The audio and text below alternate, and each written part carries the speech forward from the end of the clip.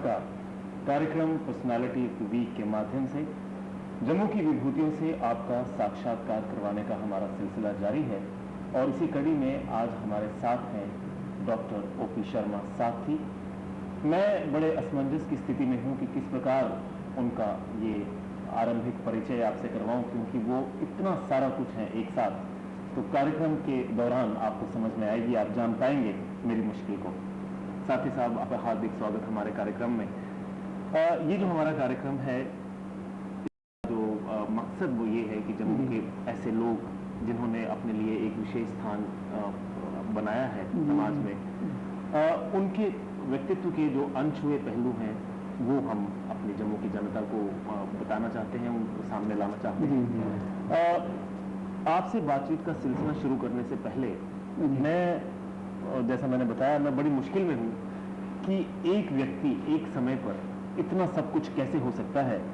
आप लेखक भी हैं, आप अभिनेता भी हैं, आप चित्रकार भी हैं, आप मूर्तिकार भी हैं, आप संगीतज्ञ भी हैं, आप वैज्ञानिक भी हैं, आप चिकित्सक भी हैं और कवि भी हैं। मुझे समझ में नहीं आती कि एक जीवन में एक व्यक्ति इतना सब कुछ कैसे हो सकता है।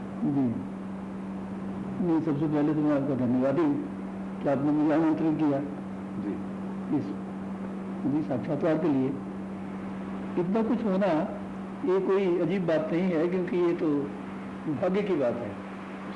महामुनि कबीर ने कहा कि न च विद्या न च पौरुषम फलती भाग्य सर्वत्र।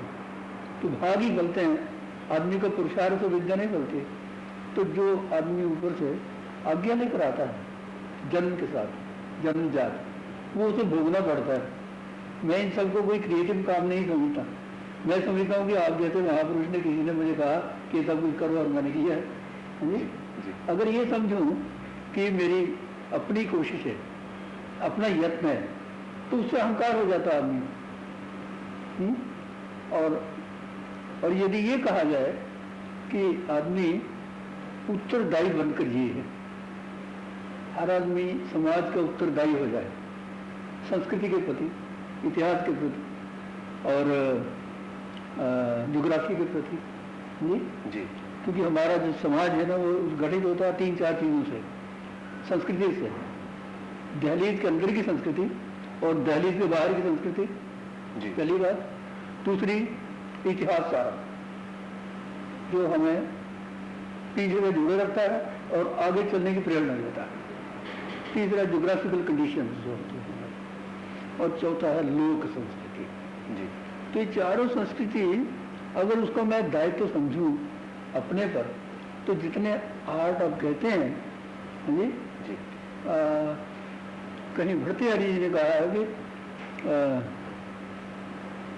ऐसा आदमी जो कला को नहीं जानता वह बिना पूंछ और सींग के जानवर है ना जी।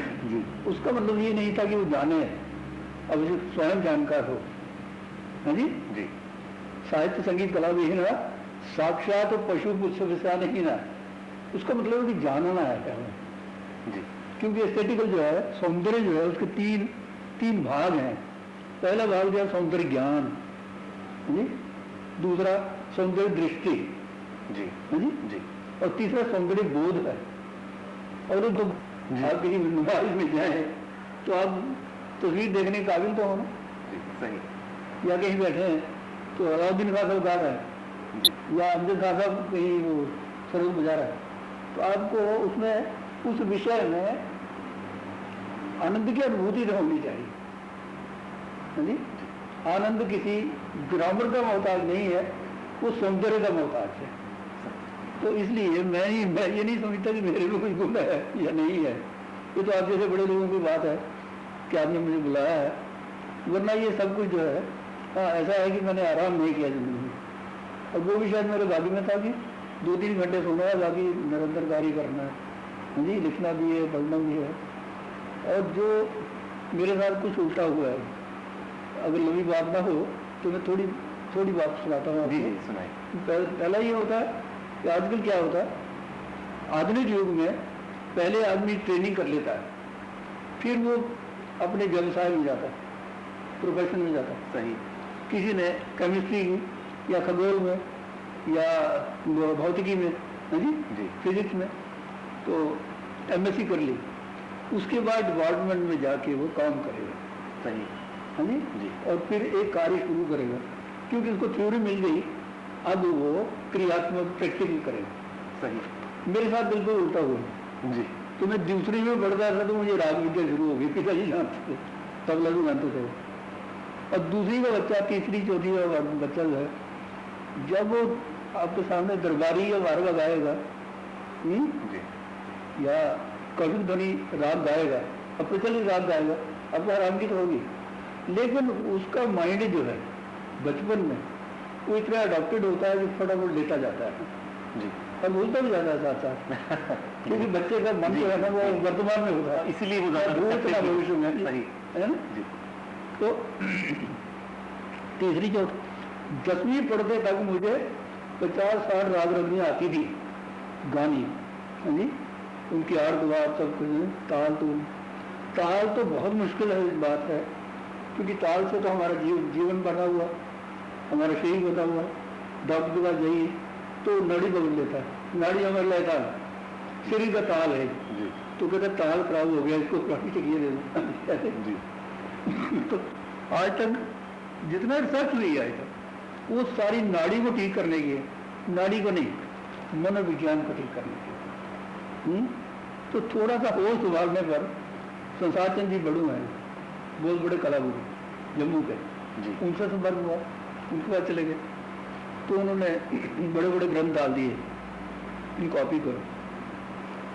वेस्टर्न ग्रंथ थे वैसे, भारतीयता उनमें नहीं थी लेकिन मानवता थी ये।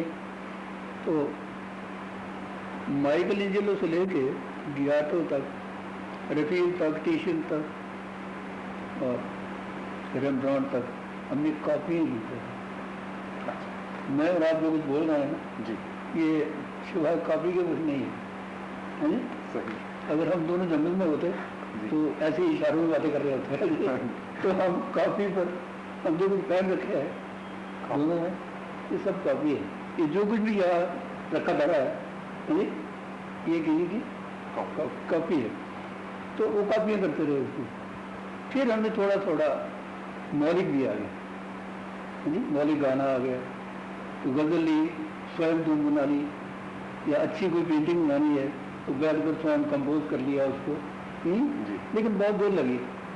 मेरा कहने का अर्थ कि लोगों को पहले थ्योरी चाहिए फिर प्रैक्टिकल चाहिए। मैं प्रैक्टिकल कर चुका था 20-22 साल तक, अब मुझे पता चल रहा है कि मैं क्या जानता था, तो है ना जी। इस समय मैं जानता हूँ। लेकिन अपने आप में ये बड़ा एक सुखद अनुभूति होती होगी आपको जब आपके किए हुए प्रैक्टिकल, जब आप थ्योरी के साथ उनको एक तरह से आप जान पाते हैं कि जब उस जमाने में जो आप जानते थे उसको आज आप एक तरह से वेरीफाई करते हैं, तो कैसा महसूस होता है? नहीं सुनिए, मैं एक प्रार्थना करूँ आपसे करना, वो ये कि जो भी आदमी संगीत में प्रवेश करेगा, क्लासिकल में जी, या चित्रकला में या दर्शन में, तो हमेशा अनदेखी स्थिति में रहेगा। वो अनदेखी के लिए उसको नहीं लेता है जी। और भगवान से प्रार्थना ही करनी चाहिए कि हर आदमी को ये समझ हो कि संगीत क्या है। वो संगति है, लय ताल और स्वर की संगति है ना जो जी। जी। तो उससे आदमी किसी भी स्थिति में रहे, बल्कि आर्थिक स्थिति भी उसका आनंद होने से भी आदमी को फर्क नहीं पड़ता। तो आनंद की बात तो है जरूर, अवश्य है, जो वह प्राप्त कर सकता है वो कोई नहीं कर सकता, ऐसा मेरी बात। लेकिन सबसे ज्यादा आनंद जो है ना वो है तबले और गाने में जी, गायन में बहुत ही ज्यादा जी। तबला जो है, थोड़ी मैं विवेचन कहूँ थोड़ा जी जी बिल्कुल है जी, बिल्कुल कर। ताल जो है ना, ताल, अब ये पृथ्वी जो है ना ताल में बनी हुई है, उसने एक पूरा चक्र जो है 24 घंटे में करना। उसका प्रमाण ये है कि हम एक घड़ी लेते हैं तो 1 मिनट पीछे चलती है, हम वापस जाते हैं, भाई ठीक घड़ी दो। घड़ी का मतलब है समय की बांट ठीक करने वाली घड़ी दो। तो संगीत सबसे बड़ी बांट है घड़ी, समय की बांट है। सही।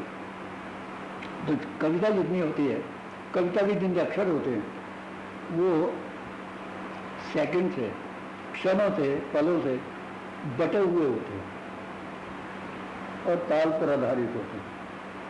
आप ताल को मामूली बात कोई ना समझे, नहीं आपके लिए नहीं कह रहा, आप तो बड़े प्रबुद्धमान हो तो मुझे ऐसा जी। लेकिन आदमी जो ताल से अनभिज्ञ है वो जीवन से ही खाली है, ऐसा है जी। तो किसी भी प्रकार का ताल। साथी साहब, यहाँ मुझे पता चला है कि पंडित शिव कुमार जी शर्मा जो संतूर के बहुत बड़े ज्ञानी हैं, हमारे देश के विश्वविख्यात संतूर वादक हैं, वो आपके साथी रहे हैं, आप उनके साथ आपके सहपाठी रहे हैं शायद। वो भी शुरू में मुझे लगता है वो पहले उन्होंने अपना संगीत का जो जीवन शुरू किया है वो तबले से शुरू की है।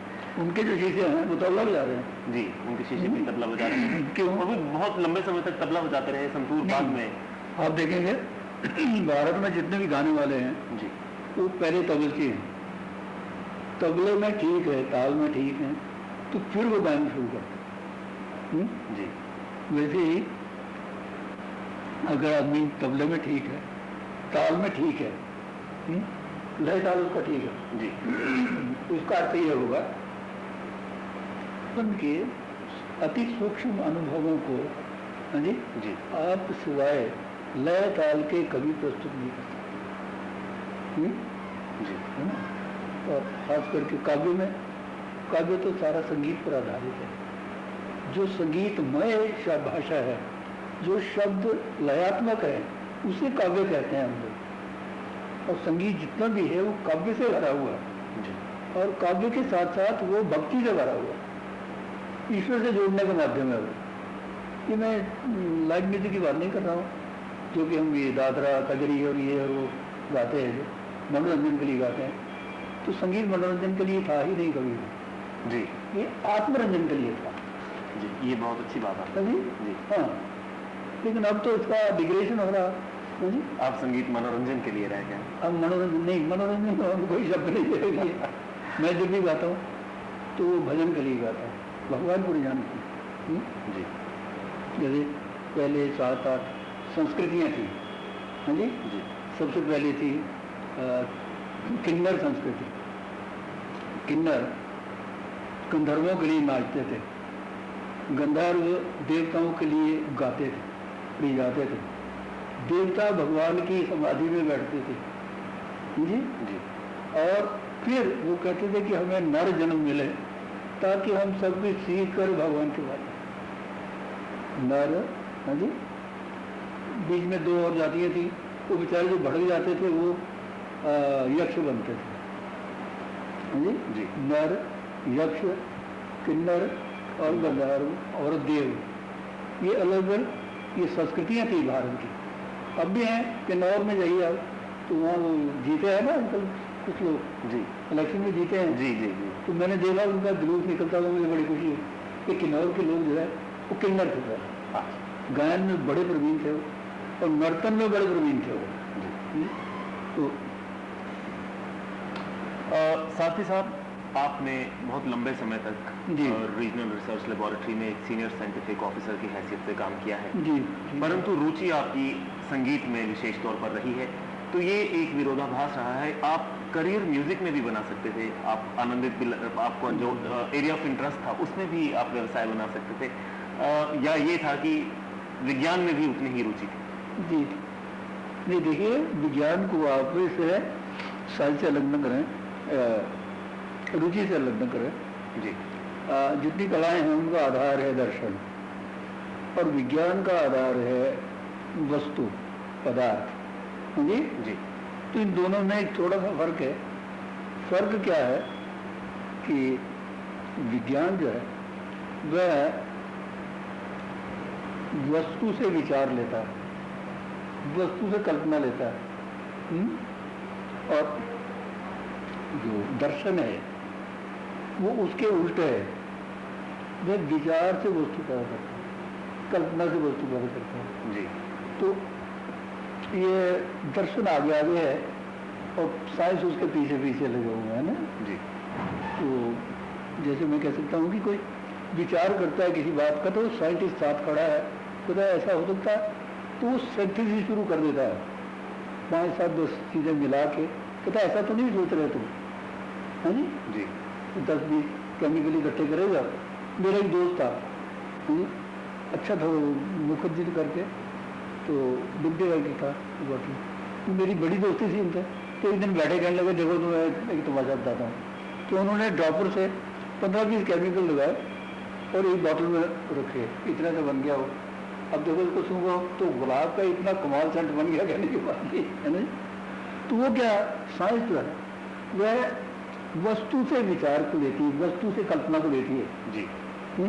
और ऐसे उड़ान करते हैं, लेकिन वो आधार करती है कल्पना पर, समझे, वो आगे नहीं बढ़ सकती। और इधर आर्ट जो है वे इसके उल्टे है, वे विचार से कल्पना से वस्तु पैदा करता है। अब ये दोनों का समन्वय ये हुआ कि मुझे विचार भी चाहिए और वस्तु भी चाहिए, है ना जी। और आवाज निकली सबकॉन्शियसली अंतर चेतन को, उसको विचार भी चाहिए, कल्पना भी चाहिए और वस्तु भी चाहिए। आज ये दौड़ आप देख रहे हैं ना, ये दौड़ न लगे और केवल अध्ययनशील लोग हों तो बड़े सुखी हों, लेकिन जो इनके पास आता जाता है ना उसके लिए ये भागना शुरू कर देते हैं, इसलिए थोड़े परेशान है। अगर वो कल्पनाशील हो, कल्पनाशील, क्योंकि हम जो खाना खाते हैं, ये मेरे भाई बैठे हैं ये भी खाना खाते हैं, तो एक फूल का जो हम खाते हैं उसी का पहले 7 धातु बनते हैं। अरे डॉक्टर आइकन से कि सबसे पहले रक्त बनता है, फिर रस बनता है, फिर मज्जा बनती है, फिर शुगु बनता है, फिर चर्म बनता है, फिर अस्थि बनती है, फिर ब्रेन बनता है, फिर स्पाइनल कार्ड बनता है और नाड़ियाँ बनती हैं जी। तो आपको हैरानगी होगी, हमारे शरीर में 72 लाख नाड़ियाँ हैं, जिससे ये संसार होता है इसका सारे का सारा जी। एक आदमी अपने आप को कभी नहीं जानता, उसको सिर दर्द हो रही है ना, तो घर में वो अजवान नहीं रखता, डॉक्टर के पास भागता वो। क्यों? क्योंकि हम अनभिज्ञ होते हैं अपने सबकॉन्शियस से, जिसने संभाल रखा है इसलिए। पूरी बात यह है कि संसार में जो कुछ पैदा होता है ना, हाँ जी, वो एक ट्रंक में बंद आता है, बख्तर में, हाँ जी, बख्तर बंद गाड़ियाँ आती थी ना जी जी, जिसके चारों तरफ बंद होता है और बीच में तो गोली चल सकती थी, उसके भीतर गोली नहीं जाती थी ना, हर एक चीज बंद आती है, राई से लेके पर्वत तक, हाथी तक ये बंद आता है, सब कुछ डिब्बा बंद, डिब्बा बंद आता है जी। जैसे नारियल है डिब्बा बंद है, हाँ जी, अखरोट डिब्बा बंद, और बादाम डिब्बा बंद, संतरा डिब्बा बंद। क्यों? क्योंकि जब तक वो पलेगा और पूरा रस युक्त होगा, हाँ जी जी, यानी कि जब तक इस्तेमाल के काबिल ना होगा उसको संभले रहना है, उसकी गिरी को, जी। तो मुझे संभले रहना है जब तक ये शरीर है, शरीर जो एक बख्तर बन है, इसके भीतर आदमी बैठा हुआ, सही, हाँ जी। शरीर से सब कुछ नहीं है, बल्कि शरीर उसका रक्षक है।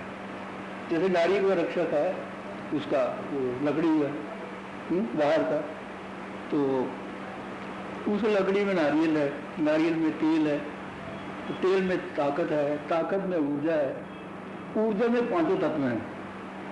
ऐसा है नहीं सारे का सारा खेल जी। हर आदमी को अगर ये एहसास हो जाए कि मेरी सारी यात्रा जो है ये सूक्ष्म से स्थूल की है। मैं पहले एक सीड था, तो सोचा अगर आप सीड को तोड़े हैं तो बीच में कुछ नहीं है, तो हर सीड जो है किसी भी प्रकार का वो अपने भीतर एक शून्य को रखता है, तो जब वो स्प्राउट करता है तो खुद पड़ जाता है, वो स्प्राउट करता हो तो शून्य में से सारा कुछ आया, नहीं में से आता है।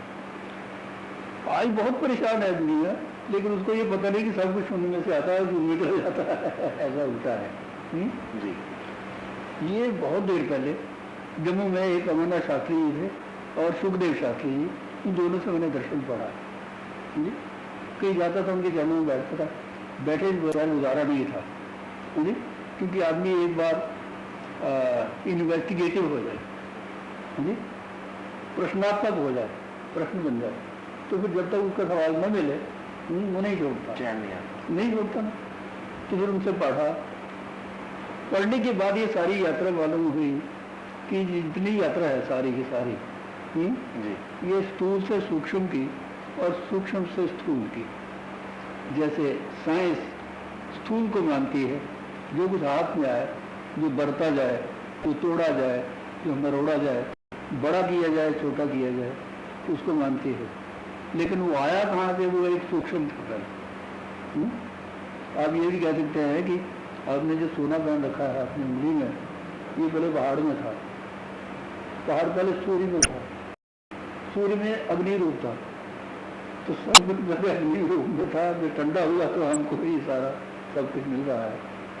तो ये दोनों भाव मेरे साथ चलते रहे, स्थूल और सूक्ष्म का, और अभी तक चल रहे हैं। जी सारथी साहब, विशेष तौर पर साहित्य के क्षेत्र में मैं बात करना चाह रहा हूँ। आपने कहानी लिखी है, आपने दर्शन लिखा है, आपने नॉवेल्स लिखे हैं, आपने एसेज लिखे हैं और विभिन्न भाषाओं में लिखे हैं। आपने उर्दू में भी लिखा है, आपने डोगरी में भी लिखा है, हिंदी में भी लिखा है। जी। मैं ये जानना चाहता हूँ कि इतनी सारी विधाओं के आप स्वामी हैं, विशेष रुचि किसमें आपकी? एक कहते हैं शरीर में भी भेद होता है, पांचों उंगलियां बराबर नहीं होती। जी। तो वो कौन सी चीज है जो आपको ज्यादा, जिसमें दिलचस्पी ज्यादा हो आपकी, जो ज्यादा समय जिसको देते हो? या दूसरी तरह से मैं यही सवाल, जो परफॉर्मिंग आर्ट्स हैं आपकी, आप गाते भी हैं, आप स्कल्पचर्स भी बनाते हैं, आप पेंटिंग्स भी बनाते हैं, तो कौन सी ऐसी विधा है जिसको आप ज्यादा समय देते हैं, जिससे विशेष प्रेम है आपका? अच्छा जी, अच्छा। तो विधा गजल की विधा जी जी जी। गजल की विधा, उसमें बहुत कुछ है, ज़्यादा है। उसकी ग्रामर बड़ी मुश्किल है, व्याकरण उसका बड़ा मुश्किल है, वो सबसे प्यारी है मुझे। जी बहुत प्यारी है।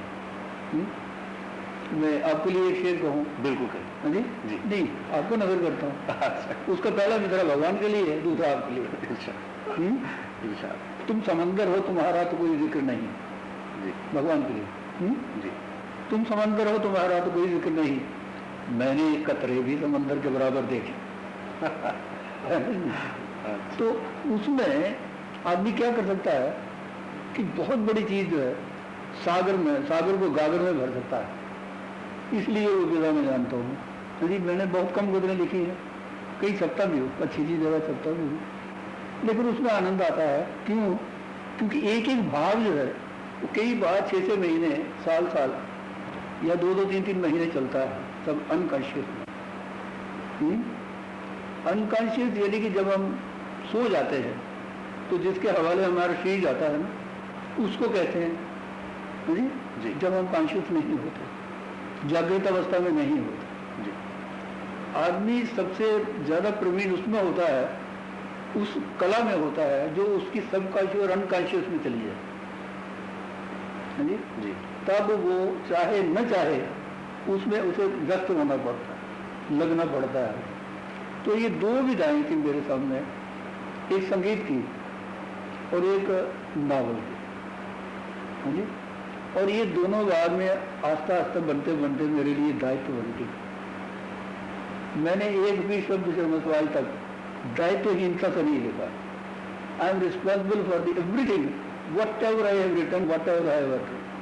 जो कुछ भी मैंने लिखा है उसका मैं रिस्पॉन्सिबल हूँ। और वो विधा जो है वो सारी सिंबॉलिक है। इलामती में, इबामी भाषा में लिखा है, इलामती में लिखा है। तो नावल तकरीबन अवार्डेड हैं सारे जी। अवार्ड की अलग बात है। मैंने लिखा है कि award no criteria, they don't have any criteria. वो पहुंचने चाहिए जिसके लिए हम लिख रहे हैं जी। आप देख रहे हैं हम लोग सारे एक दूसरे से कंधा से कंधे उड़कर, हाँ जी, मुंह से मुंह जोड़ मकान बना रहे हैं। मकान वही बनाएंगे जहाँ पहले बस्ती होगी, हाँ जी। और वहीं रहकर फिर उससे दुश्मनी करेंगे जो साथ में रहता होगा जी, है ना जी। वो मैंने लिखा है, गिल्टी कॉन्शियस लिखे। वेलफेयर से मुझे याद आ रहा जी। वो कहता रही अब ऐसी जगह चलकर जहाँ कोई ना हो, यहाँ कोई ना हो, बेदरो दीवार सा ही घर बनाया चाहिए, है ना जी। कोई हमसाया ना हो और पास में कोई ना हो, तो दीवारें ही न खड़ी की जाए जी। तो दीवारें खड़ी करना है ना, तो हमसाया बन गया। जब भी दीवार बनाई मैंने तो ये साथ कौन आता है? मेरा हमसाया रहता है। दीवार नहीं है तो कोई हमसाया नहीं है, उसका ही मतलब जी जी। तो हम समाज में जब भी रहते हैं तो हमें दायित्व होना चाहिए, जहाँ जहाँ हम जो भी काम कर रहे हैं, जैसा जैसा काम कर रहे हैं, हाँ जी, वैसा वैसा। लेकिन जो कलाएं जो रिएक्शन रखती हैं अपनी, जी, जो प्रतिक्रिया रखती है, प्रतिक्रिया होती है, प्रतिक्रिया की प्रतिक्रिया भी रखती है, उसके बारे में हम बहुत स्पष्ट, बहुत ईमानदार होने चाहिए, हाँ जी, बहुत नैतिकता होनी चाहिए हमें, और तब लिखनी चाहिए। पहले तो मैं थोड़ा सा मनोरंजन के लिए लिखता रहा कि मैं अपने आप को संतुष्ट कर रहा हूँ, हाँ जी, संतोष में जा रहा हूँ। फिर धीरे धीरे कुछ 2-4 आदमी मैंने पढ़े थे। एक क्षण के लिए मैंने एक छोटी सी किताब पढ़ी हेमिंगवे की, अर्नेस्ट हेमिंगवे की, जी, the old man and the sea. वो बाई में आ गई। वैसे मैंने शरतचंद्र पाठक का पूरा शरतचंद्र, मुंशी प्रेमचंद साहब जी, अच्छे लोग पढ़ रखे हैं जी। जी, ऐसी बात नहीं है कि मैं बगैर पढ़े हुए लिखता हूँ, नहीं, है जी, जी, है ना। हमें पता होना चाहिए कि क्या लिखा जा चुका है। आजकल क्या है, जो लिखा जा चुका है वो किसी को मालूम नहीं है, उसने लिखा और कहते मेरा मौलिक है। इसलिए लड़ाई आजकल ज्यादा है जी, इसलिए मैं झूठी में जाता नहीं। तो मैंने पढ़ा वो हेमिंगवे का, वो बड़ा एक्यूट सिंबॉलिक था। वो एक बूढ़ा आदमी है, वो उसको कंडम हो चुका है, अब वो उसको दरिया, वो समुद्र में जाता है किश्ती लेकर। एक बच्चे को आशा है कि ये बहुत बड़ी मछली पकड़ के लाएगा, और वो 90 साल का बूढ़ा हो। वो सारा सिंबॉलिक है कि जो हमारी सोसाइटी में जो काफ़ी एजेड लोग रहते हैं, जो अनुभवी हैं, थोड़ी देर के बाद हमें छोड़ देते हैं। हम कहते हैं हम उनके साथ न रहें, नहीं रहेंगे तो समुद्र डूब जाएंगे उस नाव के अकॉर्डिंग। अगर अनुभवी हो तो ये जो हमारे आज इंटीग्रेशन हो रही है, डिसइंटीग्रेशन हो रही है, ये इस कारण है।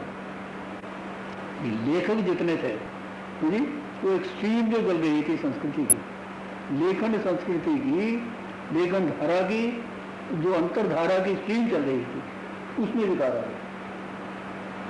हर एक लेखक जो है वो अपना मनोरंजन कर रहा है, सोसाइटी के बारे में बहुत कम लिख रहा है। अगर घर में कोई कला है, झगड़ा है, बड़ी स्पष्टता से लिख कर कहता है मैंने बिल्कुल सच्ची कहानी लिखी है। तो झगड़ा सच होता भी कभी मैं पूछता हूँ दोस्तों से कि क्या झगड़ा सच होता है?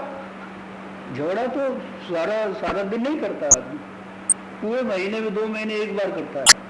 लेकिन हम शांत रहकर प्यार से उम्र गुजार सकते हैं, साल गुजार सकते हैं। तो इसलिए मुझे 2 विधाएं बड़ी पसंद रही, एक नावल और एक शायरी।